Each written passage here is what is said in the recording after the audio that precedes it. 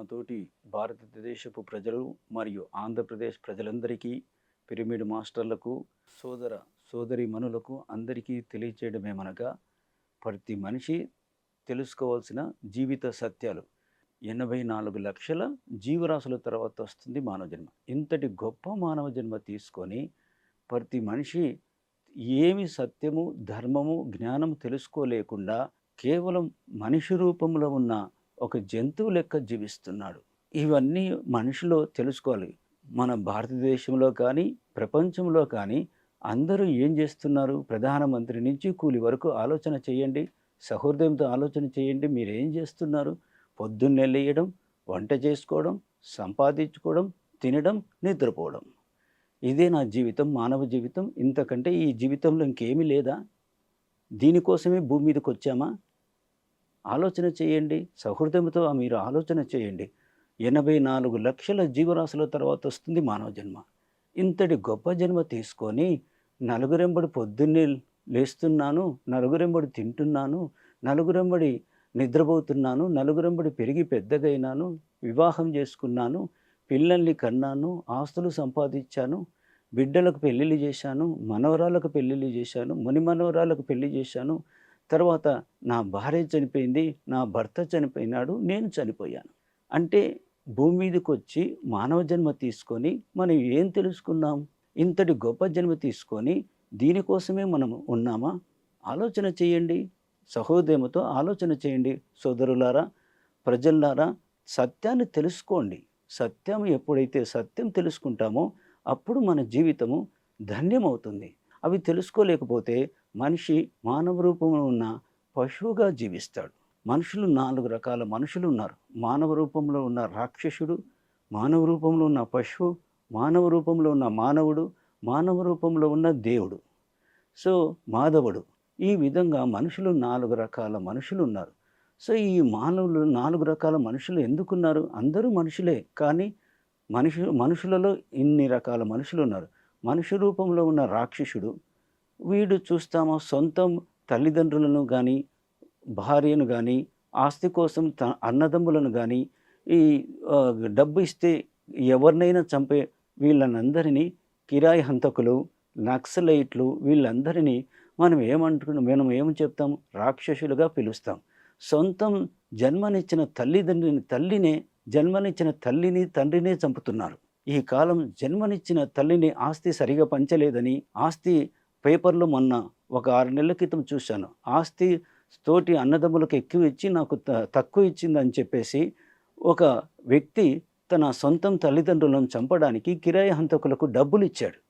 నేను సొద్దాగా చదివాను పేపర్లో. అంటే ఎంతటి నీచంగా తయారైంది మానవ లోకం. సత్యం లేదు, ధర్మం లేదు, జ్ఞానం లేదు, కనీసం మానవత్వపు విలువలు కూడా లేవు. ఎందుకు ఇలా తయారైంది ఈ సమాజం? ఈ సమాజంలో చూడండి సోదరులారా, ప్రజలారా, తెలుసుకోండి. కేవలం ఇంతటి రాక్షసత్వం వెనకల ఏముంది? వీళ్ళు తినే మాంసాహారం వల్ల, వీళ్ళు పెరిగిన వాతావరణం వల్ల వీళ్ళు ఈ విధంగా తయారయ్యారు, రాక్షసులుగా తయారయ్యారు. ఆలోచన చేయండి తల్లిదండ్రులారా. చిన్నప్పటి నుంచే ప్రజలకు సత్యము, ధర్మము, జ్ఞానము, ఆధ్యాత్మిక జ్ఞానము, సత్యము, ధర్మం గురించి చెప్పడము, ఆధ్యాత్మిక జ్ఞానం తెలియజేస్తే వాళ్ళు గొప్ప పుణ్యమూర్తులుగా, పుణ్యాత్తులుగా, పుణ్యపురుషులుగా జీవిస్తారు. కాబట్టి మానవ రూపంలో ఉన్న రాక్షసుడు అంటే సొంతం తన తల్లిదండ్రులనే హత్య చేసేవాడు. సొంతం తన తల్లిదండ్రులను, భార్యను, అన్నదమ్ములను, సొంతం తన బిడ్డలను ఈ విధంగా చంపే వాళ్ళను వీళ్ళని ఏమంటారంటే మానవ రూపంలో ఉన్న రాక్షసుడు.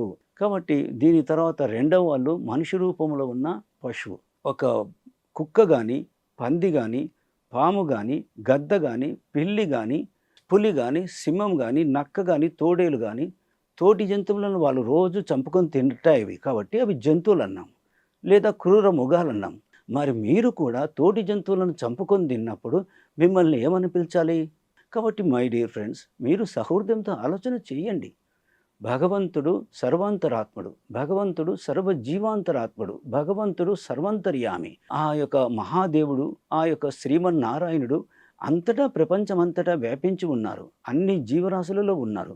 మనం గుడికి పోతే ఓ మహాదేవా, నీవు సర్వాంతరాత్ముడవు, నీవు సర్వజీవాంతరాత్ముడవు, నువ్వు సర్వభూతాత్ముడవు, సర్వేశ్వరుడవు, సర్వమయుడవు, సర్వంతర్యామి అని పిలుస్తాం. మరి ఆ అంతర్యామి అని పిలిచినప్పుడు అన్ని జీవరాశులలో లేడా? సర్వాంతరాత్ముడు అన్నప్పుడు ఆ జీవరాశులలో లేడా? మనం నాగుల చవితి వచ్చినప్పుడు నాగుపాముకు పూజ చేస్తాం. ఎద్దుల పండుగ వచ్చినప్పుడు ఎద్దుకు పూజ చేస్తాం. ఇంటికి ఆవు వస్తే ఆవుకు పూజ చేస్తున్నాం. ఇంటికి ఆవు వచ్చినప్పుడు పూజ చేస్తున్నాము. పండగలు వచ్చినప్పుడు గుడికి పోయి గుడిలో విగ్రహానికి పూజ చేస్తున్నాం. భూమాత అని చెప్పేసి భూమికి పూజ చేస్తాం. పొలం దున్నేటప్పుడు భూమాత అని చెప్పి భూమికి పూజ చేస్తున్నాం. ఇంట్లో గంగామాత అని చెప్పేసి నదులకు హారతి ఇచ్చి పూజ చేస్తున్నాం. తర్వాత ఇంట్లో గృహప్రవేశం చేసినప్పుడు హోమం చేసినప్పుడు అగ్నిదేవునికి పూజ చేస్తున్నాం. వాయుదేవునికి పూజ చేస్తున్నాం. ఎవరికి పూజ చేయడం లేదు? ఎక్కడ లేడు దేవుడు? ఆకాశానికి చూసి చంద్రుడు ఆకాశంలో ఉన్నాడని ఆకాశానికి కూడా పూజ చేస్తున్నాం. సో సూర్యభగవానుడు ఆకాశంలో ఉన్నాడని సూర్యభగవానునికి పూజ చేస్తున్నాం. మరి దేవుడు ఎక్కడ లేడు? అంతటా ఉన్న దేవుడు, అంతటా వ్యాపించి ఉన్న ఆ పరమాత్ముడు కోడిలోను, మేకలోను, చేపలోను లేడా? ఆలోచన చేయండి. కాబట్టి మీరందరూ ఇవన్నీ తెలుసుకోలేకున్నారు. కారణం మీకు ఈ అజ్ఞానం, మీ ఇవన్నీ ఈ సత్యాలు మీరు తెలుసుకోలేకున్నారు. ఈ సత్యం ఎప్పుడైతే మీ అజ్ఞానాన్ని, అహంకారాన్ని వదిలిపెట్టితే మీకు సత్యం అర్థమవుతుంది. అందుకే ఎప్పుడు కూడా ప్రతి మనిషి తెలుసుకోవాల్సిన జీవిత సత్యాలు అవి ఏమిటి అంటే, నేను శరీరం కాదు ఆత్మను అనేది మొట్టమొదటి సత్యం. రెండవ సత్యం, ఏ కర్మ చేస్తే ఆ ఫలితం వస్తుంది అనేది రెండవ సత్యం. మూడవ సత్యం, ఎవరి ఆత్మను వాళ్ళే ఉద్ధరించుకోవాలనేది మూడవ సత్యం. నాలుగవ సత్యం, ఈ ఈ ప్రపంచమంతా మాయా ప్రపంచం అని తెలుసుకొని జీవించాలి, అది నాలుగవ సత్యం. ఐదవ సత్యం, ఎవరి జీవితానికి లేదా ఎవరి వాస్తవానికి వాళ్ళే సృష్టికర్తలు. ఈ 5 రకాల సత్యాలు తెలుసుకోవాలి. అప్పుడే వాడు పుణ్యమూర్తిగా, పుణ్యాత్మునిగా జీవిస్తాడు. అవి లేకపోతే మనిషి రూపంలో ఉన్న జంతువుగా జీవిస్తాడు. ఇది సత్యము. ఎందుకనగా సత్యము అంటే ఎప్పటికీ, ఎన్ని యుగాలైనా, ఎన్ని వందల సంవత్సరాలైనా, ఎన్ని వేల సంవత్సరాలైనా నశించకుండా ఉండేదానిని సత్యము అంటారు.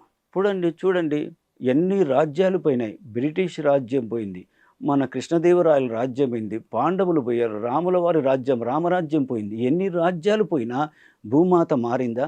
భారతదేశం భూమాత మారిందా? ప్రపంచంలో భూమాత ఎక్కడికన్నా పోయిందా? భూమి ఎక్కడ మారలేదు. నీళ్లు ఎక్కడికన్నా మారినాయా? నదులు మారినాయా? సముద్రాలు మారినాయా? వాటి స్థలాలు ఏం మారలేదు కదా? పర్వతాలు మారినాయా? ఇవన్నీ మారలేదు కదా? ఇవన్నీ మారాయా? భూమి మారిందా? నదులు మారినాయా? సముద్రాలు మారినాయా? గాలి మారిందా? సో ఇవి ఎప్పటికీ శాశ్వతంగా ఉన్నాయి కదా. పర్వతాలు కానీ, కోటలు కానీ, రాజ్యాలు ఇవి పోయినాయి కానీ ఇవి మారలేదు. కాబట్టి సత్యమై ఉన్నాయి. సూర్యభగవానుడు ఏమైనా మారిపోయాడా? ఆకాశం మారిందా? అప్పుడుండే ఆకాశము, అప్పుడుండే భూమి, అప్పుడుండే నదులు, అప్పుడుండే ఉండేవే ఇప్పటికి కూడా ఉన్నాయి. అంటే ఇవి సత్యమై నిలిచినాయి. పంచభూతాలు కానీ, ప్రకృతి కానీ, ఈ నదులు కానీ, ఇవన్నీ సత్యమై నిలిచినాయి. సూర్యభగవానుడు కానీ, ఆకాశం, అది దానిని సత్యము అంటారు. ఆ సత్యమే నీలో ఉండే కూడా ఆత్మ అనే సత్యం ఉంది. నీలో కూడా మన ఎన్నో జన్మలుగా మన శరీరం పోతా ఉంది. ఎన్నో జన్మలుగా మన శరీరం నశిస్తుంది, కానీ ఆత్మ నశించదు.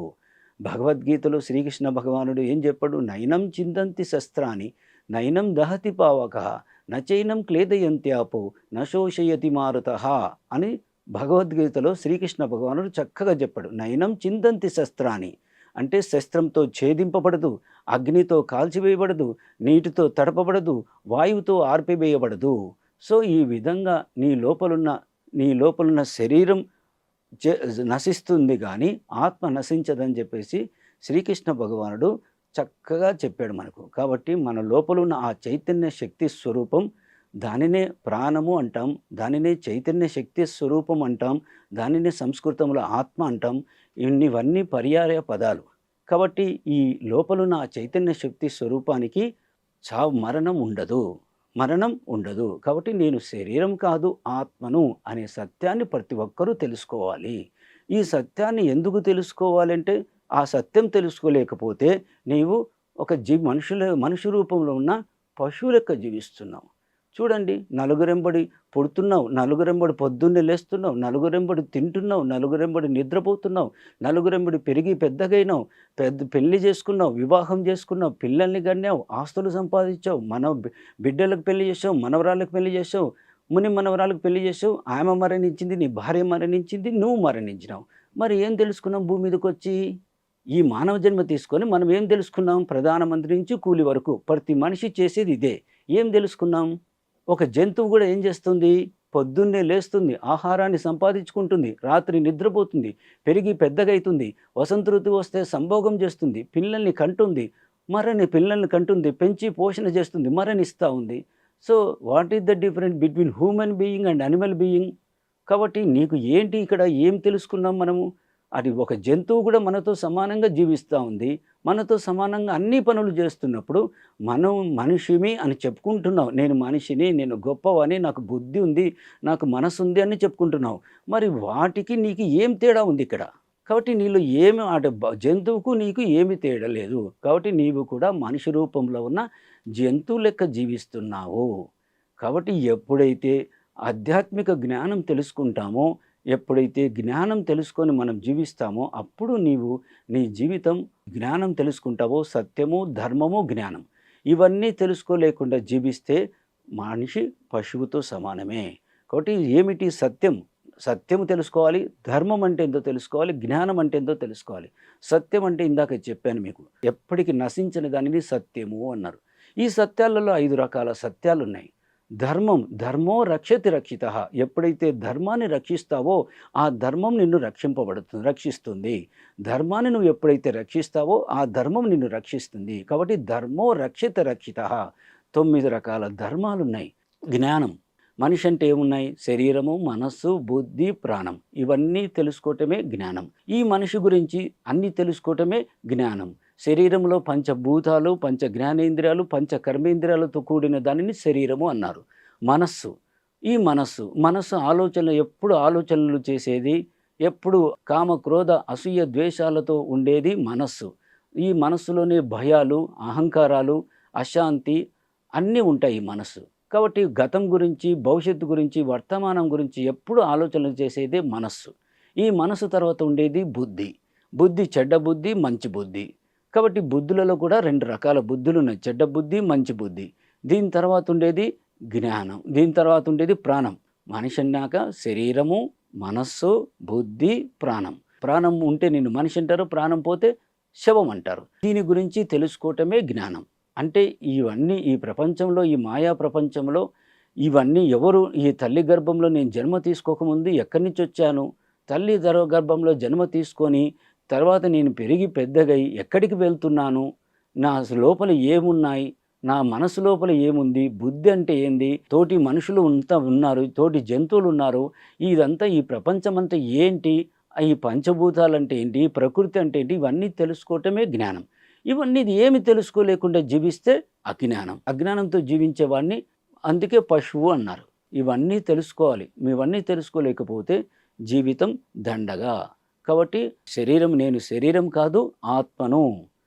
ప్రాణం ఉంటే నిన్ను మనిషి అంటారు, ప్రాణం పోతే శవం అంటారు. ప్రాణం ఉన్నంత వరకు నిన్ను మనిషి అన్నారు, ప్రాణం పోతే శవం అంటారు. గంట క్రితమే ప్రాణం పోయింది అన్నారు, మా వాడిని 2 రోజుల క్రితం ప్రాణం పోయింది అన్నారు. ప్రాణం పోయింది అంటే ఎక్కడికి పోయింది? ప్రాణం పోయిందంటే ఎక్కడికి పోయింది? చనిపోయినాడు అంటారు. చనిపోయినాడు అంటే ఎక్కడికి పోయినాడు? చనిపోయినాడు అంటే శరీరం ఇక్కడే ఉంది, పోయినాడు అంటే ఎక్కడికి పోయినాడు? అంటే అప్పటికి నువ్వు శరీరం కాదు, ఆత్మవు అనే సత్యాన్ని తెలుసుకోవాలి.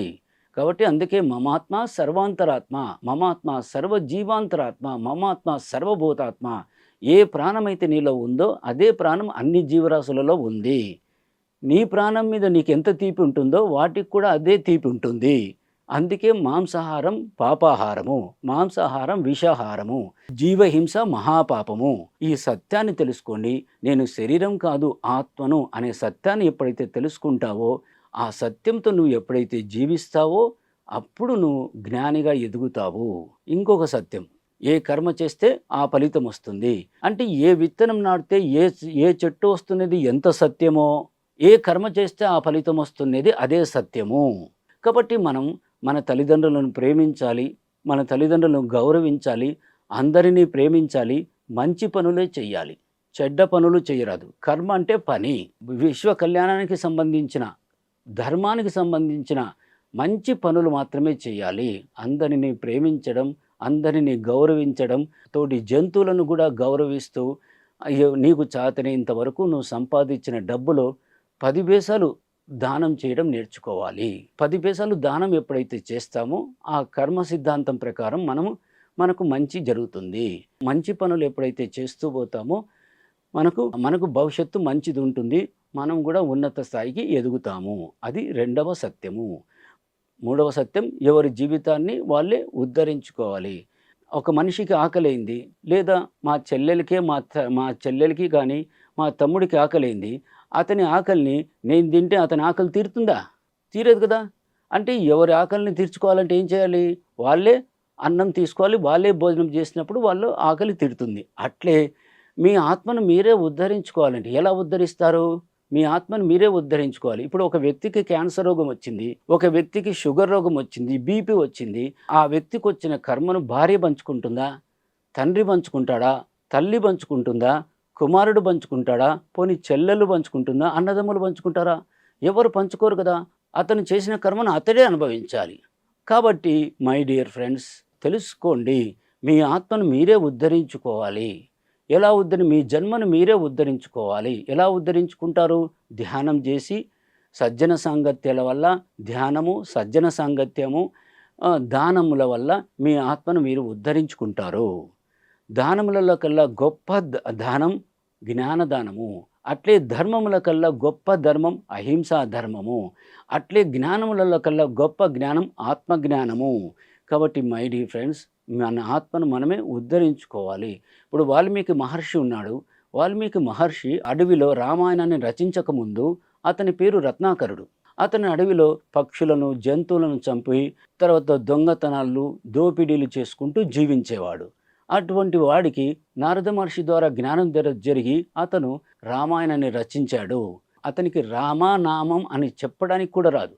రావి చెట్టును చూపించి రా అని, మర్రి చెట్టును చూపించి మా అని చెప్పి రామ అని పలికేటట్టు చేయించి నారద మహర్షి రామనామం జపం అతనితో చేయిస్తాడు. రామ రామ రామ అని చెప్పేసి ఆయన పుట్టలు పెరిగేటట్టు రామనామ జపం చేసి రామాయణాన్ని రచించాడు. ఆ విధంగా తన జన్మను ఉద్ధరించుకున్నాడు. అట్లే వేమారెడ్డి గారు యోగిగా కాకముందు ఆయన జూదం ఆడేవాడు. తర్వాత ఎప్పుడైతే ఒక మనిషి ద్వారా సత్యము, ధర్మము, జ్ఞానం తెలుసుకొని తన జీవితాన్ని ఉద్ధరించుకొని ఒక మహాయోగి అయ్యాడు. మన ఆంధ్రదేశానికే తెలుసు వేమన యోగి అంటే ఎంతటి గొప్ప యోగో, ఎంతటి మహానుభావుడో తెలుసు అని ఎంతటి చక్కటి పద్యాలో ఇచ్చాడు. కాబట్టి మై డియర్ ఫ్రెండ్స్, కాబట్టి తెలుసుకోండి జీవిత సత్యాలు. ప్రతి మనిషి తెలుసుకోవాల్సిన జీవిత సత్యాలు. మొట్టమొదటిది నేను శరీరం కాదు ఆత్మను అనేది మొట్టమొదటి సత్యం. రెండవ సత్యం ఎవరి ఏ కర్మ చేస్తే ఆ ఫలితం వస్తుంది అనేది రెండవ సత్యం. మూడవ సత్యం ఎవరి ఆత్మను వాళ్ళే ఉద్ధరించుకోవాలి. నాలుగవ సత్యం ఈ ప్రపంచమంతా మాయా ప్రపంచమని జీవించాలి, తెలుసుకొని జీవించాలి. ఐదవ సత్యం నీ జీవితానికి నువ్వే కారకుడవు. మనం జ్ఞానపరంగా గొప్ప మనిషిగా జీవించవచ్చు. కాబట్టి మై డియర్ ఫ్రెండ్స్, నాతోటి సమాన ప్రజల్లారా, ఈ జీవిత సత్యాలు తెలుసుకోండి. ఇది మూడవ సత్యం. ఎవరి ఆత్మను వాళ్ళే ఉద్ధరించుకోవాలి. ఇప్పుడు ఆ వ్యక్తికి క్యాన్సర్ రోగం వచ్చింది. తను ధ్యానం చేసుకోనన్నా ఉద్ధరించుకోవాలి, లేదా దాన ధర్మాలన్నా చేసుకోవాలి, జ్ఞానం తెలుసుకోనన్నా అతని జీవితాన్ని ఉద్ధరించుకోవాలి. కాబట్టి ఈ విధంగా ఎవరి ఆత్మను వాళ్ళు ఉద్ధరించుకోవాలి. తర్వాత నాలుగవ సత్యం, ఈ ప్రపంచమంతా మాయా ప్రపంచమని తెలుసుకోవాలి. ఈ ప్రపంచమంతా మాయా ప్రపంచం. సుతులు మాయ, సంసారము మాయ, ధనము ఘనము మాయ, తనువు కూడా మాయే, మాయ గెలిచిన వాడే మర్మజ్ఞ యోగి, విశ్వదాభిరామ వినురవేమ అని చెప్పేసి ఆయన చక్కగా చెప్తాడు. వేమనాచార్యులు ఏమన్నారు? ఈ ప్రపంచమంతా మాయా ప్రపంచము. ఈ ప్రపంచమంతా మాయా ప్రపంచం. ఇది మాయా ప్రపంచమా, సత్యమైన ప్రపంచమా? మాయా ప్రపంచం కాదా? ఆటోలో ఎక్కి తిరిగి ఇంటికి వచ్చేటప్పుడు ఎంతమంది ఉంటున్నారో, ఎంతమంది పోవడం లేదో తెలుసు. వర్షాకాలంలో కాళహస్తి నుంచి హైదరాబాద్కు వచ్చారు. ఒక బిల్డింగ్ పని చేయడానికి వచ్చారు. బిల్డింగ్ కూలిపోయి ఆ కుటుంబ సభ్యులలో 5 మంది చనిపోయారు. అప్పుడు ఏమైంది వాళ్ళ సంసారము? నా సంసారం అంటున్నావే, నీ సంసారం ఏమైపోయింది? రోజు పేపర్లలో చూస్తున్నాం. యాక్సిడెంట్లో ట్రాక్టర్ యాక్సిడెంట్‌లో గానీ, ఆటో యాక్సిడెంట్‌లలో కుటుంబంలో పోయినప్పుడు ముగ్గురు, నలుగురు చనిపోతున్నారు. అప్పుడు నా సంసారం అంటున్నారే, ఎక్కడుంటుంది నీ సంసారము? కాబట్టి సత్తులు, సుతులు మాయ. సతి అంటే భార్య, సుతులంటే కుమారులు. సతి అంటే నీవున్నంత వరకు నీ భార్య జీవిస్తా ఉందా? నీవున్నంత వరకు నీ భార్య బతుకుతా ఉందా? లేదా నీ భార్య ఉన్నప్పుడు భర్త బతుకుతున్నాడా? భార్య ఉన్నంత కాలం భర్త బతుకుతా ఉందా? భర్త బతకడం లేదు కదా! మరి కుమారులు కడుపున పుట్టిన పిల్లలుంటున్నారా? లేదు. కాబట్టి సత్తులు, సుతులు మాయ, సంసారము మాయ. సతి అంటే భార్య, సుతులంటే కుమారులు. సత్తులు, సుతులు మాయ, సంసారము మాయ. నువ్వు చేసే సంసారం కూడా మాయే. సత్తులు, సుతులు మాయ, సంసారము మాయ. ధనము, ఘనము మాయ. ధనం అంటే డబ్బు, ఘనం అంటే పదవి. ధనం అంటే చూడండి, ధనం ఈరోజు ఎంతో ధనం ఉన్నప్పుడు ఎన్ని రోజులో ధనం ఉంటుంది. కొన్ని రోజులు ధనం పోయినప్పుడు ఎంతోమంది ఇదైపోతున్నారు. కాబట్టి ఎట్లా, ఎప్పుడు ఎవరుంటారో, ఎప్పుడు ధనం ఉంటుందో, ఎప్పుడు ధనం పోతుందో తెలీదు. కాబట్టి పెద్దవాళ్ళు ధనవంతులు, పేదవాళ్ళు కావచ్చు, పేదవాళ్ళు ధనవంతులు కావచ్చు. ధనము, ఘనము మాయ. ఘనం అంటే పదవి. ఈరోజు ఈరోజు నేను పెద్ద సూపరింటెండెంట్‌ను, నేను పెద్ద బ్యాంక్ ఆఫీసర్‌ను, నేను పెద్ద మేనేజర్‌ను, నేను సాఫ్ట్‌వేర్ ఇంజినీర్‌ను, నేను ఎమ్మెల్యేను, నేను మినిస్టర్‌ను అని ఘనం అని అనుకుంటుంటాం. ఆ పదవులు పోయినాక రిటైర్డ్ అయినాక ఒక పెద్ద భూస్వామి, నేను పెద్ద భూస్వామిననే అహంకారంతో ఉంటాడు. నేను పెద్ద ధనవంతుడు అనుకుంటాడు. ఈ ఘనం ఎప్పుడైతే పోయినాయో, ఆ పదవులు పోయినాక, ఆ డబ్బు పోయినాక వాళ్ళేమైపోతారు? మామూలు మనిషిగా జీవిస్తారు. కాబట్టి ఇవన్నీ ఎప్పుడు నమ్మకం లేదు. ఎప్పుడుంటాయో, ఎప్పుడు పోతాయో తెలీదు. ఎంతోమంది రాజ్యాలు గూడా పోగొట్టుకున్నోళ్ళున్నారు. కాబట్టి చూడండి సత్యము ద స ఇక్కడేమిటి సత్తులు, సుత్తులు మాయ, సంసారము మాయ, ధనము, ఘనము మాయ, తనువు కూడా మాయే, నీ శరీరం కూడా మాయే అంటాడు. కాబట్టి నీ శరీరంలో ఇప్పుడు ఆరోగ్యంగా ఉంటుంది ఈ శరీరం.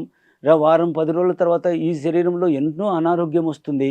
కాబట్టి ఇంతవరకు నాకు ఏమీ లేదప్పా, 10 రోజుల తర్వాత వచ్చింది ఈ రోగము అంటావు. అంటే అంతవరకు నేను ఆరోగ్యంతో ఉన్నాను. మళ్ళీ 10 రోజుల తర్వాత ఎట్లొచ్చింది అనారోగ్యము?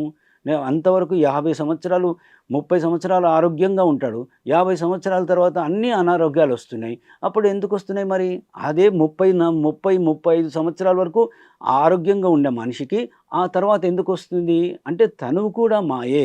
ఈ శరీరం కూడా మాయే. ఈ శరీరం, తనువు అంటే శరీరం. ఈ శరీరంలో కూడా ఏముంటాయో, ఏం పోతాయో, ఎప్పుడు ఏ నిమిషంలో ఏం జరుగుతాయో తెలీదు. జీవితంలో యాక్సిడెంట్లు జరగొచ్చు.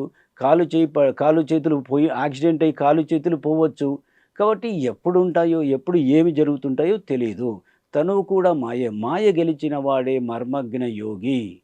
కాబట్టి ఇదంతా మాయని ఎవడైతే తెలుసుకుంటాడో అసలైన మర్మజ్ఞ యోగి. కాబట్టి మై డియర్ ఫ్రెండ్స్, ఇంతటి చక్కటి వేమన పద్యాలు ఇచ్చాడు ఆ వేమనాచారులు. కాబట్టి సత్తులు, సుతులు మాయ, సంసారము మాయ, ధనము, ఘనము మాయ, తనువు కూడా మాయే. మాయ గెలిచిన వాడే మర్మజ్ఞ యోగి. విశ్వదాభిరామ వినురవేమ. ఇటువంటి ఉన్నతమైన, ఉత్తమమైన పద్యాలిచ్చిన ఆ వేమన యోగికి నేను నమస్కరిస్తున్నాను. ఈ తర్వాత ఉండేది జీవిత సత్యం. నీ వాస్తవానికి నువ్వే కారకుడవు. అంటే నీ జీవితానికి నువ్వే కారకుడవు. ఇప్పుడు చూడండి, ఒక వ్యక్తి రోజు సారాయి తాగుతున్నాడు. నువ్వు సారాయి తాగొద్దని తల్లి, తండ్రులు, భార్య, బంధువులు, అందరూ స్నేహితులు చెప్తారు. కానీ వినకుండా సారాయి తాగుతూనే ఉంటాడు. అతని జీవితానికి ఎవరు సృష్టికర్త? అతనే కదా! చూడండి, ఎంతోమంది డ్రైవర్లు, కూలీలు పానపరాగులు తింటుంటారు. పొద్దున్న లేచిన నుంచి 10 ప్యాకెట్లు పానపరాగులు తింటుంటారు. గవర్నమెంటు ఆ ప్యాకెట్ మీద ఇది తింటే క్యాన్సర్ రోగం వస్తుంది, ఇది తినవద్దండి, మద్యం తాగుతుంటే మద్యం ఆరోగ్యానికి హానికరం అని చెప్పేసి రాస్తుంది. కానీ ఎంతమంది సారాయి తాగుతున్నారు, వింటున్నారా? కాబట్టి వాళ్ళ జీవితాలకు ఎవరు సృష్టికర్త? వారే. వాళ్ళ జీవితానికి సృష్టికర్త వాళ్ళే. చూడండి, ఒక అతను జూదం ఆడుతుంటాడు. జూదమాడి తన సంపాదించిన డబ్బంతా పోగొట్టుకుంటాడు. ఉదాహరణకు మా పెద్దనాన్న కుమారుడే తను సంపాదించిన డబ్బు అంతా జూదమాడి ఆస్తంతా పోగొట్టుకున్నాడు. కారణం ఇదంతా ఈ విధంగా ఎప్పుడైతే వారి జీవితానికి ఎవరు సృష్టికర్త? వాడే. మై డియర్ ఫ్రెండ్స్, నాతోటి సహా ఆంధ్రప్రదేశ్ ప్రజలందరికీ మరియు భారతదేశపు ప్రజలందరికీ, నాతోటి పిరమిడ్ మాస్టర్లకు, సామానిక ప్రజలకు, అందరికీ, సోదరులకు, సోదరీమణులకు తెలియజేయడమేమనగా, ప్రతి మనిషి ఈ జీవిత సత్యాలు తెలుసుకోవాలి. ఈ జీవిత సత్యాలు తెలుసుకున్నప్పుడే అతను తన జీవితాన్ని ధన్యం చేసుకుంటాడు. తన జీవితాన్ని ఉద్ధరించుకుంటాడు. అప్పుడు అతను పుణ్యాత్ముడిగా, పుణ్యపురుషుడిగా జీవిస్తాడు. లేకుంటే మానవ రూపంలో ఉన్న పశువుగా, అజ్ఞానిగా జీవిస్తాడు. కాబట్టి ప్రతి మనిషి ఇవన్నీ తెలుసుకోవాలని మీకందరికీ సవినయంగా నమస్కరిస్తూ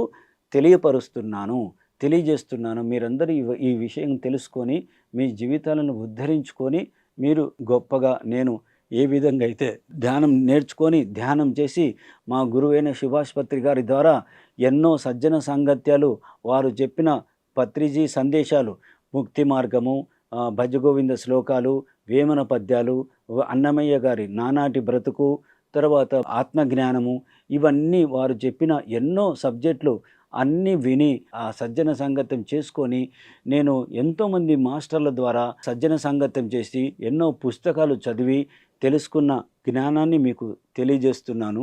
కాబట్టి మై డియర్ ఫ్రెండ్స్, ఈ విధంగా నేను తెలుసుకొని గొప్ప స్థాయికి ఎదిగాను. మీరు కూడా నా లెక్కనే గొప్ప స్థాయికి ఎదగాలని, మీరు కూడా గొప్ప వాళ్ళు కావాలని, ధ్యానులుగా మారాలని కోరుకుంటున్నాను. నేను ఇప్పుడు ధ్యానిగా, జ్ఞానిగా, యోగిగా, ఋషిగా, ఆత్మజ్ఞానిగా, ఆత్మ ప్రజ్ఞానిగా, ఆత్మ విజ్ఞానిగా ఆ స్థాయికి ఎదిగాను. మీరు కూడా నా స్థాయికి వచ్చి మా గురుగారి సంకల్పాల ప్రకారం ఈ ప్రపంచమంతా శాకాహార ప్రపంచంగా మారి, మరియు ధ్యాన ప్రపంచము, మరియు అహింసా ప్రపంచము, మరియు పిరమిడ్ జగత్, శాకాహార జగత్, ధ్యాన జగత్, పిరమిడ్ జగత్, ఈ మా గురుగారి సంకల్పాలు. ఈ విధంగా మీరందరూ కూడా ధ్యానం చేసుకొని మీ జీవితాలను ఉద్ధరించుకొని ఇట్లా గొప్ప సంకల్పాలతో మారాలని చెప్పేసి మీకు అందరికీ నేను విన్నవించుకుంటున్నాను. కాబట్టి ఇది లాస్ట్ సత్యము. కాబట్టి ఈ సత్యం మీ జీవితానికి ఎవరు సృష్టికర్త? మీరే. ఇప్పుడు ఒక రైతు ఉన్నాడు, ఒక వ్యాపారస్తుడు ఉన్నాడు. ఆ వ్యాపారస్తునికి నష్టం వచ్చిందని ఆత్మహత్య చేసుకుంటే అతని జీవితానికి సృష్టికర్త ఎవరు?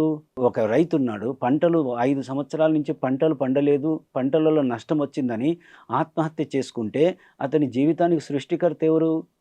అతనే. కాబట్టి మన జీవితానికి సృష్టికర్త మనమే. ఆ సత్యాన్ని తెలుసుకొని మన జీవితాన్ని మనమే ఉద్ధరించుకోవాలి. మన జీవితానికి మనమే సృష్టికర్తలను తెలుసుకొని మనమే ఉద్ధరించుకోవాలి మై డియర్ ఫ్రెండ్స్. ఇది జీవిత సత్యాలు. దీని తర్వాత ఉండేది ధర్మం. సత్యము, ధర్మము, జ్ఞానము. ధర్మో రక్షతి రక్షితః. ధర్మాన్ని నువ్వు ఎప్పుడైతే రక్షిస్తావో ఆ ధర్మము నిన్ను రక్షిస్తుంది. ధర్మో రక్షతి రక్షితః. కాబట్టి ధర్మాలలో 9 రకాల ధర్మాలు ఉన్నాయి. మొట్టమొదటి ధర్మం ధ్యాన ధర్మము, రెండవ ధర్మం అహింసా ధర్మము, మూడవ ధర్మం శాంత ధర్మము, నాలుగవ ధర్మము మిత్ర ధర్మము, ఐదవ ధర్మము కరుణా ధర్మము, ఆరవ ధర్మము స్వాధ్యాయ ధర్మము, ఏడవ ధర్మము కుటుంబ ధర్మము, ఎనిమిదవ ధర్మము శరీర ధర్మము. ఇట్లా 9 రకాల ధర్మాలు ఉన్నాయి. సో ఈ 9 రకాల ధర్మాలు ఎప్పుడైతే తెలుసుకుంటామో మన జీవితాన్ని మనమే ఉద్ధరించుకోవాలి. ఈ 9 రకాల ధర్మాలు ఎంత గొప్పవో ధర్మాలు. ధ్యాన ధర్మము ఇంకా ఉన్నాయి. స్వధర్మము, పరధర్మము. స్వధర్మం అంటే నీ పట్ల నువ్వు చేసుకునే దానిని స్వధర్మము. అదే ఇందాక చెప్పాను, నీ ఆత్మను నువ్వు ఉద్ధరించుకోవాలి. నీ జీవితాన్ని నువ్వు ఉద్ధరించుకోవడమే స్వధర్మము. అంటే ఏమిటి? నీ పట్ల నువ్వు చేసుకునే దానిని స్వధర్మము అంటారు. అంటే ఇప్పుడు చూడండి, వాల్మీకి కథలో వాల్మీకి అతను పూర్వపు దశలో అతను రామాయణాన్ని రచించకముందు అతను అజ్ఞానిగా ఉన్నప్పుడు అతని పేరు రత్నాకరుడు. ఆ రత్నాకరుడు ఎప్పుడూ అడవిలో జంతువులను చంపుకుంటూ లేదా దోపిడీలు దొంగతనాలు చేస్తూ జీవించేవాడు. ఒకనాడు అనుకోకుండా నారద మహర్షి ఆ అడవి గుండా ప్రయాణం చేస్తుంటాడు. అతను పట్టుకొని నీ దగ్గర ఉన్న డబ్బులు ధనాన్ని ఇచ్చి కదిలేమంటాడు. నారద మహర్షి దగ్గర ఉంటాయా డబ్బులు? మనకందరికీ తెలుసు. నారద మహర్షి అంటే ఎవరు? సన్యాసి, బ్రహ్మచారి. అతని దగ్గర డబ్బులుంటాయా? ఉండవు. మరి అతని దగ్గర నువ్వు డబ్బులు ఇచ్చి కదలమంటాడు. నేను నారద మహర్షినయ్యా, నా దగ్గర డబ్బులు ఎక్కడి నుంచి వస్తాయి అని చెప్తాడు. నారద మహర్షి ఎన్నో విధాలుగా నచ్చ చెప్తాడు. ఆయన ఆ వాల్మీకి, ఆ రత్నాకరుడు, ఆ పూర్వాశ్రమంలో అతని పేరు రత్నాకరుడు. అతను వినక అతను ఏం చేస్తాడు? నువ్వు డబ్బులన్నా ఇస్తావా లేదా అని చెప్పేసి మాటలతో అడుగుతాడు. లేదా తిట్టడానికి రెడీ అయినాడు, తిట్టుతాడు. తిట్టిన తర్వాత మళ్ళీ హింసించడానికి కూడా మొదలు పెడతాడు. ఆ హింసించడానికి మొదలు పెట్టినప్పుడు నువ్వు ఎవరి కోసమయ్యా ఇంత పాపం చేస్తున్నావు అని అడుగుతాడు నారద మహర్షి. ఎవరు? నా కోసం, నా భార్య కోసం, నా సంసారం కోసం అంటాడు. నా సంసారం కోసం నేను కష్టపడుతున్నాను అంటాడు. అయితే నీ భార్యను పోయి అడిగిరాపో, నువ్వు చేసిన పాపాన్ని నీ భార్య పంచుకుంటుందేమో అని అడిగిరాపో అంటాడు నారద మహర్షి. ఎవరిని? ఆ రత్నాకరుడిని. నువ్వు చేసిన పాపాన్ని నీ భార్య గాని, నీ పిల్లలు గాని పంచుకుంటారా? అడిగి రాపో అని చెప్పేసి చెప్తాడు. అంటే ఆ మాట విని ఆ రత్నాకరుడు నేరుగా పోయి తన భార్య దగ్గరికి పోయి, నేను చేసిన పాపాన్ని మీరు పంచుకుంటారా లేదా అని అడుగుతాడు. అప్పుడు ఆవిడ మంచి జ్ఞానవంతురాలు. జ్ఞానవంతురాలు కాబట్టి ఆమె ఏం చెప్తుంది? నువ్వు చేసిన పాపాన్ని మేమెందుకు పంచుకుంటాం?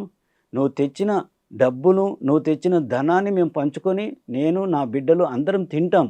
అంతేకాని నువ్వు చేసిన పాపాన్ని మేము పంచుకోము. కాబట్టి నువ్వు ధర్మంగా సంపాదించు, ధర్మంగానే జీవించు, మమ్మల్ని అందరినీ ధర్మంగా పోషించు అని చెప్తుందావిడ. అది తెలుసుకొని అంటే నేను చేసిన పాపాన్ని మీరు పంచుకోరా అని అడుగుతాడు. నేను చేసిన పాపాన్ని మీరు పంచుకుంటారా? లేదంటే మేము పంచుకోము అని చెప్తుంది. ఆ మాట విని తిరిగి నారద మహర్షి దగ్గరికి వస్తాడు. నారద మహర్షి దగ్గరికి వచ్చి, నేను చేసిన పాపాన్ని నా భార్య పిల్లలు పంచుకోరంట స్వామి అంటాడు. మరి ఎవరి కోసం చేస్తున్నావు పాపం? మరి నీ భార్య పిల్లలు పంచుకోనప్పుడు నువ్వు ఎందుకు చేస్తున్నావు ఈ పాపము? కాబట్టి ఇప్పుడైనా సత్యం తెలుసుకో, పాపపు కర్మలు వదిలిపెట్టు, రామనామం జపం చేయి అని చెప్పేసి రామనామాన్ని జపం చేయిస్తాడు. ఆ విధంగా కాబట్టి మై డియర్ ఫ్రెండ్స్, ఎవరి ఆత్మను వాళ్ళే ఉద్ధరించుకోవాలి. అందుకే ఇక్కడ ఈ కథ ద్వారా మనం ఏం తెలుసుకోవాలంటే, మనం చేసిన పాపాలు మనమే అనుభవించాలే కానీ భార్య కానీ కుమారులు కానీ ఎవ్వరు పంచుకోరు.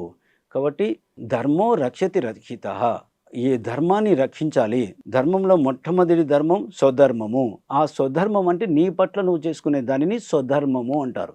కాబట్టి నీ పట్ల నువ్వు చేసుకునే దానిని అంటే నీకోసం నువ్వు సంపాదించిన డబ్బులో కుటుంబంలో 90 పైసలు పెట్టి 10 పైసలు దానం చేయాలి. అది నీకోసం నువ్వు చేసుకునే ధర్మం. నీకోసం నువ్వు చేసుకునే ధర్మం ఏంటి? సజ్జన సాంగత్యము, ధ్యానము చేయడం నీ కోసం నువ్వు చేసుకునే స్వధర్మము. దానిని స్వధర్మం అంటాం. పరధర్మం అంటే ఇతరుల పట్ల నువ్వు ప్రవర్తించే దానిని, ఇతరుల పట్ల నువ్వు చేసే పనులను, ఇతరుల పట్ల నువ్వు చేసే వ్యవహారాలను పరధర్మము అంటారు. కాబట్టి స్వధర్మము, పరధర్మం ఇవి రెండు. దీని తర్వాత ఉండేది శాంత ధర్మం. దీని తర్వాత ఉండేది అహింసా ధర్మం. శాంత ధర్మము ఎప్పుడు మనసును శాంతంగా పెట్టుకోవడం, ఎప్పుడు మనసులో కోపం లేకుండా ఉండడం. శాంత ధర్మం మన కోపమే మన శత్రువు అని తెలుసుకొని శాంతంగా జీవించడం. అన్ని ధర్మాలలో కల్లా ఉత్తమమైన ధర్మం అహింసా ధర్మం. అంటే హింసా మార్గాన్ని వదిలిపెట్టి అహింసా మార్గంలో జీవించడం. గాంధీ మహాత్ముడు, బుద్ధుడు అట్లా ఎంతోమంది మహానుభావులు మనకు ఏం చెప్తున్నాడు? శ్రీకృష్ణుడు, రాముల వారు అట్లా ఎంతోమంది మహానుభావులు హింసా మార్గాన్ని వదిలిపెట్టి అహింసా మార్గంలో జీవించమన్నారు. కాబట్టి మనం అహింసా మార్గంలో జీవిస్తూ గొప్పగా జీవించాలి. ఇది అహింసా ధర్మం. శాంత ధర్మం, కరుణా ధర్మం. కరుణ అందరి పట్ల, అన్ని జీవరాశుల పట్ల మనం కరుణతో జీవించాలి. కరుణ ఉండాలి. దయ, జాలి ఇవన్నీ కరుణ అంటే మన తోటి జీవరాశుల పట్ల. అంటే మనం సంపాదించినాం, రోజు తింటున్నాం, ఇంత కుక్కకు కానీ ఇంత పిల్లికి కూడా అన్నం పెట్టని వాళ్ళు ఉన్నారు. మరి ఏ తోటి మనుషులకు కానీ ఇంత అమ్మ ఆకలేని వస్తే ఇంటికి కూడా వచ్చిన వాళ్ళకు కూడా అన్నం పెట్టిన వాళ్ళు ఉన్నారు. కరుణా ధర్మం, కరుణతో వాళ్ళని ప్రేమించడం నేర్చుకోవాలి. అది ఆకలి నీ ఇంటికాడికి వస్తుంది ఒక జంతువు, ఆ జంతువుకు వచ్చినప్పుడు ఆకలితో వచ్చింటుంది, అది మూగజీవి అడగదు. కానీ ఇంత కరుణతో ఆ మూగజీవికి ఇంత పండు కానీ పెరుగన్నం కానీ ఏదో ఒకటి పెట్టి కరుణా ధర్మం, కరుణతో జీవరాశులకు అన్నం పెట్టాలి. అది కరుణా ధర్మము. తోటి జీవరాశులను ప్రేమించడము. అందుకే మారెమ్మ, ఎల్లమ్మ, సుంకులమ్మ జాతరల యందు ఆ జంతువులను చంపకుండా మనం కరుణతో వాటిని ప్రేమించాలి. మూగజీవాలను కరుణతో ప్రేమించడం నేర్చుకోవాలి. అది కరుణాధర్మం. మిత్రధర్మం, నీ మిత్రుడు స్నేహితుడు అంటాం. స్నేహితుడు అంటే హితము, మన హితమును కోరువాడు. పురోహితుడు అంటే పురమునకు హితమును బోధించువాడు. హితం అంటే మంచి. పురోహితుడు పురమునకు హితమును బోధించువాడు. స్నేహితుడు అంటే మన మంచిని కోరేవాడు. కాబట్టి మన మంచిని కోరేవాడు స్నేహితురాలు, మన మంచిని కోరావిడ. కాబట్టి అంటే హితము, మిత్రధర్మం. అటువంటి వాళ్లకు, మన స్నేహితులకు కానీ మన కుటుంబ సభ్యులకు కానీ మంచి చేయాలి. ఎవరికైనా మంచి చేయాలి కానీ మోసం చేయరాదు. అందుకే దానిని మిత్రధర్మము అన్నారు. ఎంత వాళ్ళైనా, ఎంతటి వాడు లాస్ట్ చివరి వరకు కూడా మిత్రధర్మంలో స్నేహితులకు కానీ స్నేహితురాళ్ళకు కానీ మోసం చేయకుండా ధర్మంగా వాళ్ళను ప్రేమించాలి. వాళ్ళకు మిత్రధర్మం అంటే సహాయం చేయాలి. మాకు చేతైతే సహాయం చేయాలి, లేదా ప్రేమించాలి, అంతేకాని మోసం చేయకూడదు. దానిని మిత్రధర్మము అన్నారు. కరుణాధర్మం. కాబట్టి మొట్టమొదటి ధర్మం ధ్యాన ధర్మము, అహింసా ధర్మము, శాంత ధర్మము, మిత్రధర్మము, కరుణాధర్మము. తర్వాత స్వాధ్యాయ ధర్మం, మంచి పుస్తకాలు చదవాలి. మంచి మంచి పుస్తకాలు చదవడమే స్వాధ్యాయ ధర్మం. దాని తర్వాత కుటుంబ ధర్మం. మన కుటుంబం పట్ల మనం ధర్మంగా జీవించాలి. నువ్వు కుటుంబ యజమానివి నువ్వు. కుటుంబ యజమానివైనాక ఆ కుటుంబం పట్ల నువ్వు ధర్మంగా నీ ధర్మం నువ్వు జీవించాలి. అది లేకుండా నేను సారాయి తాగుతాను, నేను మటకాడుతాను, నా కుటుంబం ఏమి నాశనమైపోయినా పర్వాలేదు, నా కుటుంబానికి సంబంధమే లేదు, నేను హాయిగా నేను సంపాదించిన డబ్బంతా నేనే ఖర్చు పెట్టుకొని జీవిస్తాను అంటే కుటుంబ ధర్మం ఏంటి? నిన్ను నమ్ముకున్న నీ భార్య గాని, తల్లి గాని, తండ్రి గాని, నిన్ను నమ్ముకున్న కుమారుల పట్ల నీవు చేసే ధర్మం ఏంటి? నీవు కుటుంబ యజమానివి. నువ్వు కుటుంబ యజమానివైనప్పుడు నువ్వు ధర్మంగా వాళ్ళని పోషించాలి. ఎవరిని? భార్యను, తల్లిని, తండ్రిని, కుమారులను. కాబట్టి వాళ్ళు నిన్ను నమ్ముకున్న వాళ్ళను కుటుంబ ధర్మంగా వాళ్ళని పోషించకపోతే ఎట్లా? ఒక జంతువు తన కడుపున పుట్టిన పిల్లల్ని పోషిస్తుందే, మరి దానికున్న జ్ఞానం నీకెందుకు లేదు? ఇవన్నీ తెలుసుకోవాలి. చూడండి, ఒక కుక్కకు అన్నం పెడితే అది ఎంతో విశ్వాసంగా మన ఇంటి చుట్టూ ఉంటుంది. అంటే వాటికి ఎంత జ్ఞానం ఉంది? వాటికున్న జ్ఞానం మనిషికి ఎందుకు లేదు? కాబట్టి జ్ఞానంతో జీవించాలి, ధర్మంగా జీవించాలి, ఈ కుటుంబ ధర్మాన్ని పోషించాలి. కుటుంబ ధర్మం తర్వాత శరీర ధర్మం. మనకు ఈ శరీరం ఉంటేనే మనల్ని మనిషిగా గుర్తిస్తారు. ఈ శరీరం పోతే మనిషిగా గుర్తించరు. మనకు ప్రకృతి నుండి ఈ శరీరం ఇవ్వబడింది. ప్రకృతి అంటే స్త్రీ, మన తల్లే మన స్త్రీ. ఆ ప్రకృతి నుండి అంటే తల్లి ద్వారా మనకి ఈ శరీరం ఇవ్వబడింది. కాబట్టి ఈ శరీరం ప్రకృతి ఇచ్చింది మనకు. దీంట్లో మనం కాపురం ఉంటున్నాం. ఎట్లా? ఆ తల్లి గర్భంలో నువ్వు సూక్ష్మ రూపంలో ప్రాణ రూపంలో వచ్చి ఈ శరీరంలో చేరుకున్నావు. 70 సంవత్సరాలు 80 సంవత్సరాలు ఈ శరీరంలో కాపురం ఉంటున్నావు. మరి ఈ శరీరంలో ఉన్న కాపురం ఉంటున్నావు, ఈ 70 సంవత్సరాల తర్వాత 80 సంవత్సరాలు 50 సంవత్సరాల తర్వాత ఈ శరీరాన్ని వదిలేసిపోతావు. అటు ఈ శరీరంలో ఉన్నంత వరకు ఈ శరీరాన్ని చక్కగా చూసుకోవడం, దీనిని పోషించడం, నీళ్లు దప్పిగా అవుతున్నప్పుడు నీళ్లు తాగడం, అన్నం ఆకలినప్పుడు అన్నం పెట్టడం, ఈ శరీరాన్ని చక్కగా చూసుకోవడం, శరీరాన్ని రోజు స్నానం చేయించడం, తర్వాత ఈ శరీరం దీనికి ఏం కావాలని జబ్బు చేసినప్పుడు ఔషధాలు ఇచ్చుకోవడం, ఈ శరీరాన్ని చక్కగా చూసుకోవడాన్ని శరీర ధర్మము అన్నారు. దీని తర్వాత దాన ధర్మం. అంటే మనం సంపాదించిన డబ్బులో 10 పైసలు దానం చేయడం, ఇది దాన ధర్మం. నువ్వు సంపాదించిన డబ్బులో దానం చేయడం అనేది తప్పనిసరి. కాబట్టి దీనిని దాన ధర్మము అన్నారు. దీని తర్వాత ఉండేది జ్ఞానం. నేను ఇంతకుముందు చెప్పాను, ధర్మాలు, తర్వాత సత్యము, ధర్మము, జ్ఞానం. జ్ఞానం అంటే ఏమిటి? మనిషి అంటే ఎవరు? మనిషి అంటే శరీరము, మనస్సు, బుద్ధి, ప్రాణం, ఇవన్నీ కలిపి మనిషి అంటారు. ఈ మనిషి తల్లి గర్భంలో రాకముందు నేను ఎక్కడి నుంచి వచ్చాను, మళ్ళీ మరణించిన తర్వాత ఎక్కడికి పోతున్నాను, ఈ ప్రపంచంలో ఏంటి ఇదంతా అని తెలుసుకోవటమే. ఈ మనిషిలో ఏముంటాయి, మనసులో అంటే ఏంటి, బుద్ధి అంటే ఏంది, ప్రాణం అంటే ఏంది, వీటిని గురించి స్పష్టంగా తెలుసుకోవటమే జ్ఞానము. ఇవన్నీ తెలుసుకోలేకపోతే అజ్ఞానము. కాబట్టి మై డియర్ ఫ్రెండ్స్, శరీరం పంచభూతాలు, పంచ జ్ఞానేంద్రియాలు, పంచ కర్మేంద్రియాలు కలిపి దానిని శరీరము అన్నారు. కాబట్టి శరీరంలో పంచభూతాలు, పంచ జ్ఞానేంద్రియాలు, పంచ కర్మేంద్రియాలు ఉన్నాయి. పంచభూతాలు అంటే మీకు అందరికీ తెలుసు, భూమి, జలము, అగ్ని, వాయువు, ఆకాశం, ఇవన్నీ మన శరీరంలో ఉన్నాయి. దీని తర్వాత ఉండేది పంచ జ్ఞానేంద్రియాలు. పంచ జ్ఞానేంద్రియాలు అంటే శబ్ద, స్పర్శ, రూప, రసగంధాలు. శబ్దం అంటే చెవి, రూపం అంటే కన్ను, రసం అంటే నాలుక, గంధం అంటే ముక్కు, స్పర్శ అంటే చర్మము. శబ్దం అంటే చెవి, స్పర్శ అంటే చర్మము, శబ్ద, స్పర్శ, రూపం అంటే కన్ను, రసం అంటే నాలుక, గంధం అంటే ముక్కు. ఇవన్నీ కలిపి జ్ఞానేంద్రియాలు అన్నారు. కర్మేంద్రియాలు 2 చేతులు, 2 కాళ్ళు, తర్వాత గుండె, ఊపిరితిత్తులు, మూత్రపిండాలు, వీటిని కలిపి పంచ కర్మేంద్రియాలు అన్నారు. సో పంచ కర్మేంద్రియాలు, పంచ జ్ఞానేంద్రియాలు, పంచభూతాలు, ఇవన్నీ కలిపి శరీరము అన్నారు. దీని తర్వాత ఉండేది మనసు. మనసు లేని మానవుడు ఉన్నాడా? లేడు కదా. ప్రతి మనిషిలో మనసు ఉంటుంది కదా. కాబట్టి మనసు లేని మానవుడు ఎక్కడా ఉండడు. కాబట్టి మనసు అంటే ఏంటి? గతం గురించి, భవిష్యత్తు గురించి, వర్తమానం గురించి, అంటే జరిగిపోయిన కాలం గురించి, జరుగుతున్న కాలం గురించి, జరగబోయే కాలం గురించి ఎప్పుడు ఆలోచనలు చేసేదానిని మనస్సు అన్నారు. ఈ మనసులో తిక్క ఆలోచనలు, పనికిమాలిన ఆలోచనలు, వెధవ ఆలోచనలు ఎప్పుడు చేస్తుంటుంది. గతం గురించి చేస్తుంది, భవిష్యత్తు గురించి చేస్తుంటుంది, వర్తమానం గురించి ఆలోచన చేస్తుంటుంది. కాబట్టి తర్వాత ఈ మనసులో ఇంకా ఏముంటాయి? అరిషడ్ వర్గాలు ఉంటాయి. కామము, క్రోధము, లోభము, మోహము, మదము, మాత్సర్యాలు. కామం అంటే కోరిక, క్రోధం అంటే కోపము, లోభం అంటే పిసినారుతనం, స్వార్థము, మోహం అంటే నేను ఇది లేకపోతే ఉండలేను, అది లేకపోతే బతకలేను. ప్రతి సంవత్సరం నేనే సర్పంచ్‌గా ఉండాలి అనేది మోహం. నేను పెద్ద భూస్వామిగా ఉండాలి. ప్రతి సంవత్సరం నేనే ముఖ్యమంత్రిగా ఉండాలి. ప్రతి సంవత్సరం నేనే ఎమ్మెల్యేగా ఉండాలి. నేను సిగరెట్ తాగకపోతే ఉండలేను. నేను ఏసీ లేకపోతే ఉండలేను. నేను పొద్దున్నే లేస్తేనే టీ తాగకపోతే ఉండలేను అనేది మోహం. కీర్తి మీద వ్యామోహము, కాంత మీద వ్యామోహము, కీర్తి, కాంత, కనకము ఈ మూడిటి మీద కూడా వ్యామోహాలుంటాయి. కాబట్టి దీనిని మోహము అన్నారు. దీని తర్వాత ఉండేది మదం. మదం అంటే అహంకారం. అహంకారం నాకే అన్నీ తెలుసని చెప్పడం అహంకారం. ఒక అత్త తన కోడల్ని నేను చెప్పినట్టు విను, నేను చెప్పినట్టే విను అని చెప్పడమే అహంకారం. ఒక ఆఫీస్‌లో సూపరింటెండెంట్ నా మాటే జరగాలి. ఒక సర్పంచ్ గ్రామంలో నా మాటే జరగాలనేది అహంకారం. సో, ఈ విధంగా రకరకాల అహంకారాలుంటాయి. ధనం కూడిన అహంకారము, పదవి అహంకారము, తర్వాత రకరకాల పదవి అహంకారాలు చాలా రకరకాల అహంకారాలుంటాయి.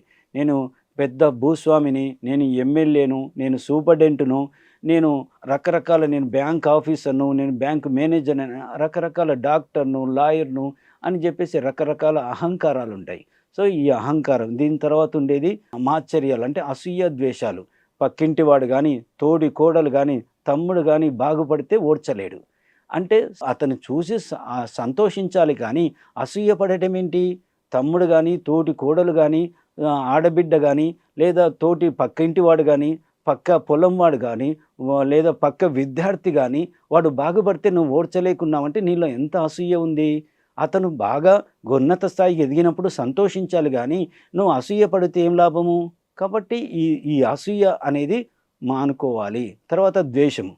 తర్వాత ఇవన్నీ మనసులో ఉంటాయి. ఏమిటి? కామము, క్రోధము, లోభము, మోహము, మదము, మాత్సర్యాలు అంటే అసూయ, ద్వేషాలు. ఇవన్నీ ద్వేషం. నీ మాట ఇనకపోతే ద్వేషమొస్తుంది.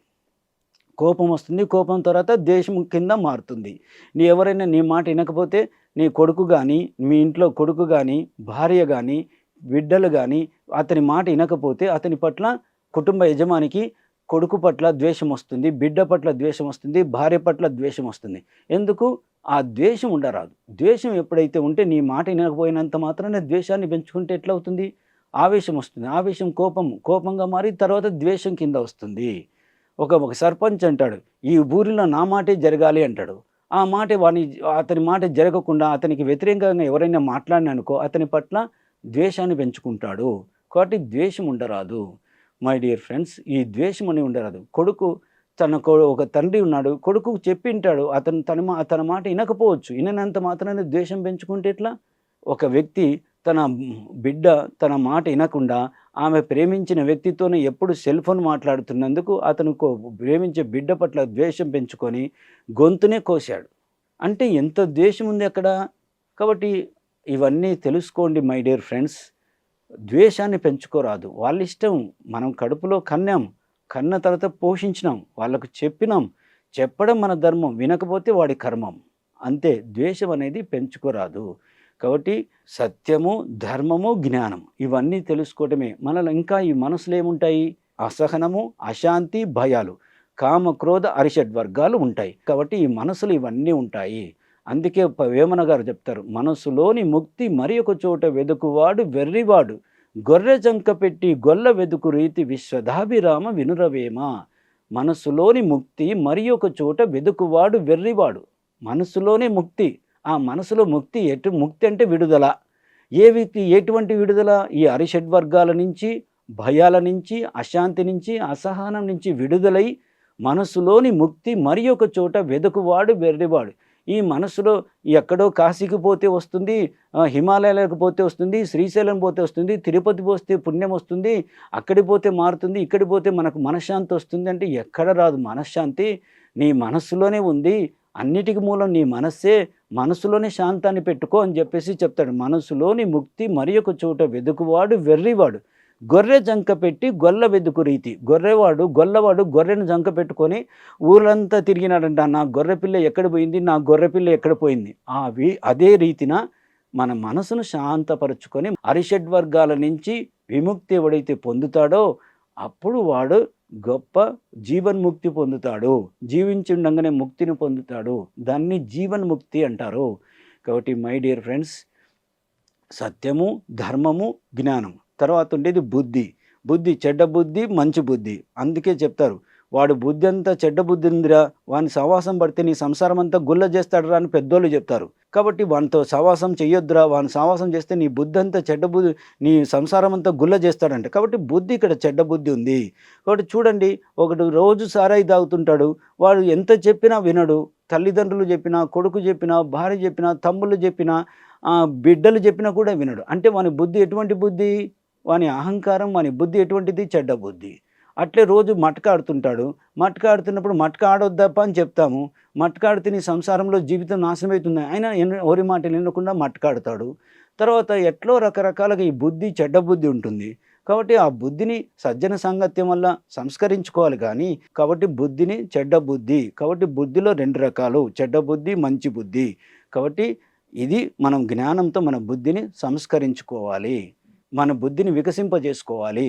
అది బుద్ధి. దీని తర్వాత ఉండేది ప్రాణం. ప్రాణం ఉంటే మనిషి అంటారు, ప్రాణం పోతే శవం అంటారు. అదే ప్రాణం, మన ప్రాణం ఉన్నప్పుడు మనిషి అన్నారు, ప్రాణం పోతే శవం అన్నారు. కాబట్టి దీనిని సంస్కృతం వాడుక భాషలో ప్రాణం అన్నారు, సంస్కృతంలో ఆత్మ అంటారు. దీనినే చైతన్య శక్తి స్వరూపం అంటారు. ఇవన్నీ తెలుసుకోవడమే జ్ఞానము. Okay, thank you my dear friends.